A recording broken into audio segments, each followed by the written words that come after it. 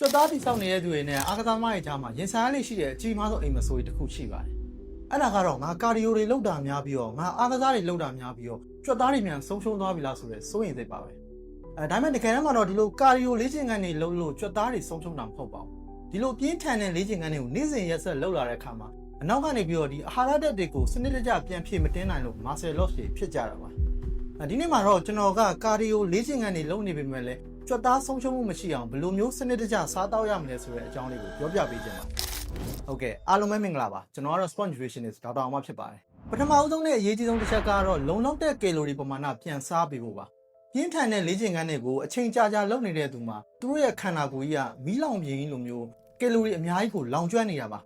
အဲ့ဒီအချိန်မှာလုံလောက်တဲ့ကီလိုရီပမာဏကိုပြန်ဖြည့်မပေးဘူးပြန်စားမပေးဘူးဆိုရင်ခန္ဓာကိုယ်ကြီးကချက်ချင်းပဲ catabolic stage လို့ခေါ်တဲ့ကြွက်သားတွေဖြတ်စည်းတဲ့အခြေအနေကိုရောက်သွားမှာပါ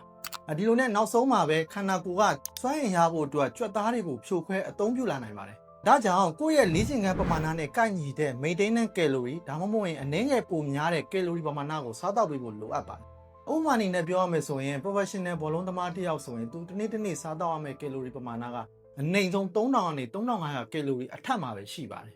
။နံပါတ်2ကတော့အသားဓာတ် protein ကိုပိုစားပေးဖို့ပါ။တာမန်လူတွေထက်ဒီ gym ဆော့နေတဲ့သူတွေအားကစားလုပ်နေတဲ့သူတွေမှာပြင်းထန်တဲ့လှုပ်ရှားမှုတွေကြောင့်ကြွက်သားမြင့်တွေမှာပျက်စီးမှုပိုများပါတယ်။ဒီပျက်စီးနေတဲ့ကြွက်သားမြင့်တွေကိုပြန်ပြုပြင်ဖို့နဲ့ရှည်ပြီးသားကြွက်သားတွေကိုထိမ့်သိမ်းကာကွယ်ဖို့အတွက်ဆိုရင်တနေ့စားတော့ရမယ့်အသားပမာဏကပုံမှန်ထက်2ဆလောက်ပိုစားသင့်ပါတယ်။နံပါတ်3ကတော့ carbohydrate ဂစီဓာတ်ကိုနီးပြူပါကြကြအသုံးချတတ်ဖို့ပါ။အားကစားလုပ်နေတဲ့သူတွေအတွက် carbohydrate ဂစီဓာတ်ကရန်သူမဟုတ်ပါဘူး။စွမ်းဆောင်ရည်ကိုမြင့်တင်ပေးတဲ့လောင်စာဆီပါ။လေ့ကျင့်ခန်းပြင်းပြင်းထန်ထန်လုပ်တဲ့သူတွေမှာဒီ glycogen လို့ခေါ်တဲ့လောင်စာဆီပြည့်ဝနေဖို့လိုအပ်ပါတယ်။ဒီ glycogen တွေကုန်ခန်းနေမယ်ဆိုရင်ခန္ဓာကိုယ်ကစွမ်းအင်ရဖို့အတွက်ကြွက်သားတွေကိုဖြိုခွဲအသုံးပြုလာနိုင်ပါတယ်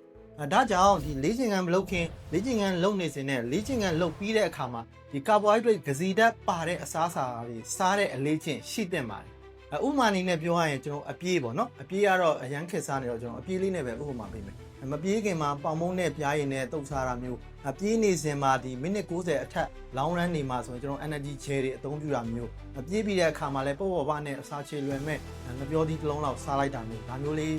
အလေးကျင့်လေးရှိသင့်ပါတယ်ဒါမှသာလျှင်ခန္ဓာကိုယ်ကလှုပ်ရှားသွားလာဖို့အတွက်ဒီစားလိုက်တဲ့ဂစီဓာတ်တွေကိုပဲယူသုံးပြီးတော့ဒီကြွက်သားတွေကိုမထိခိုက်စေမှာပါနောက်ဆုံးနံပါတ်4ချက်ကတော့ post training meal ပါလေ့ကျင့်ခန်းလုပ်ပြီးတဲ့အခါမှာစားရမယ့်အစားအသောက်ပေါ့နော်တချို့သောအားကစားသမားတွေကလေ့ကျင့်ခန်းပြီးတဲ့အခါမှာ mobile နှမ်းတွေပြီးတော့ဘာမှမစားပဲအိတ်လိုက်တာမျိုးရှိတယ်အိတ်တာကောင်းပေမဲ့ဘာမှမစားပဲနေလိုက်တယ်ဆိုရင်ဒီကြွက်သားတွေကိုဖြတ်စည်းဖို့အတွက်အခွင့်အရေးပိုပေးရရောက်ပါတယ်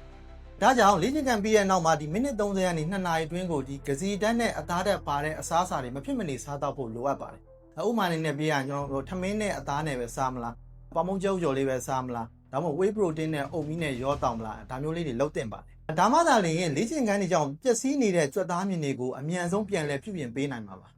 အနည်းချုပ်ပြန်ပြောရမယ်ဆိုရင်ကာဒီယိုလေ့ကျင့်ခန်းတွေကကြွက်သားတွေကိုပျက်စီးစေတာမဟုတ်ပါဘူးကယ်လိုရီနဲ့အာဟာရဓာတ်မပြည့်ဝတာကြီးကကြွက်သားတွေကိုပျက်စီးစေတာပါဒါကြောင့်ဒီအားကစားလုပ်တာနဲ့ကာဒီယိုလေ့ကျင့်ခန်းလုပ်တာတွေကိုကြောက်နေဖို့လုံးဝမလိုအပ်ပါဘူးကိုယ့်ရဲ့ training volume များလေလေကိုပြန်ဖြည့်ရမယ့်အစားအသောက်ပမာဏများလေလေဆိုတာကိုပဲသတိရဖို့လိုအပ်ပါတယ်ဆိုတော့မှန်ကန်တဲ့စားသောက်မှုပုံစံနဲ့အာဟာရစီမံခန့်ခွဲမှုသာရှိမယ်ဆိုရင်မိတ်ဆွေအနေနဲ့တက်လုံကောင်းတဲ့အားကစားသမားကောင်းတစ်ယောက်ဖြစ်နိုင်တယ်လို့တစ်ဖက်မှာလည်းကြီးမားတဲ့ကြွက်သားတူကြီးကိုထိမ့်သိမ်းနိုင်မှာပဲဖြစ်ပါတယ်အားလုံးအဆင်ပြေကြလိမ့်မယ်လို့မျှော်လင့်ပါတယ်ဗျနောက်ဗီဒီယိုမှာပြန်တွေ့ကြမယ်